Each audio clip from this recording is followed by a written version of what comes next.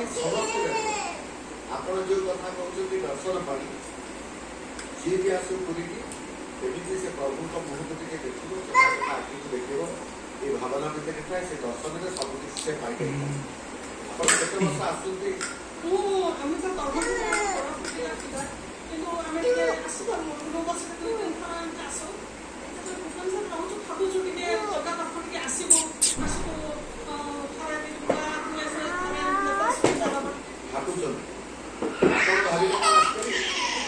ଡାକୁଛି ଠାକୁର ଟିକେ ମତେ ନିଅନ୍ତୁ, କେମିତି ଟିକେ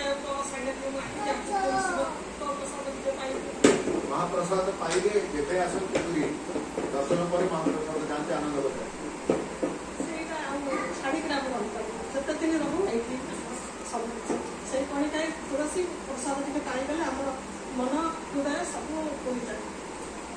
ପ୍ରକୃତରେ କଣିକାଏ ନିର୍ମାଲ୍ୟ ବା ମୁଠେ ମହାପ୍ରସାଦ ପାଇଗଲେ, ତୁଳସୀ ଟିକେ ପାଇଗଲେ ମନ ହୋଇଯାଏ, ମନ ସବୁ କିଛି ଶାନ୍ତି।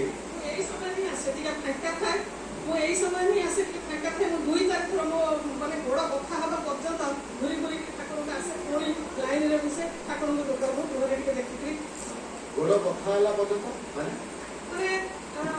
ବାହାରିକି ଯିବେ, ପୁଣି ବୁଲିକି ଆସିବେ ଲକ୍ଷ୍ମୀ ମନ୍ଦିର ବାଟେ ଆଉ ଥରେ ମିଶିକି ପୁଣି ଗହଳିରେ ଆଉ ଠାକୁରଙ୍କୁ 5 ଥର 7 ଥର ମୁଁ ନ ଦେଖି ମୁଁ ମନ୍ଦିର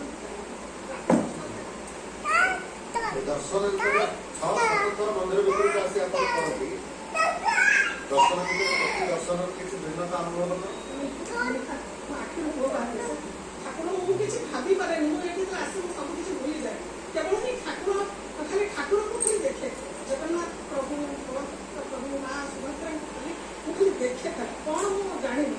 ସାରା ଜଗତର ଉଦ୍ଧାର ପାଇଁ ସବୁବେଳେ ଡାକେ, ପ୍ରଭୁ ସମସ୍ତଙ୍କୁ ଭଲରେ ରଖନ୍ତୁ, ଆଉ ଖାଇବା ପିନ୍ଧିବାକୁ ଟିକେ ଦେଲେ, ଶାଗ ପଖାଳ ଟିକେ ଦେଲେ ହେଲା, ଆଉ କିଛି ଆମର ଲୋଭ ଦରକାର ନାହିଁ, ଯେତିକି ପ୍ରଭୁ ଦେବେ ସେତିକିରେ ଶାନ୍ତି ହେବେ ଆପଣ। ହଉ, ଧନ୍ୟବାଦ ଆପଣଙ୍କୁ, ଜୟ ଜଗନ୍ନାଥ। ପ୍ରଭୁଙ୍କ ପାଖରେ ତ ଅନେକ ଆସନ୍ତି, ସମସ୍ତେ ସେତିକିରେ ସବୁ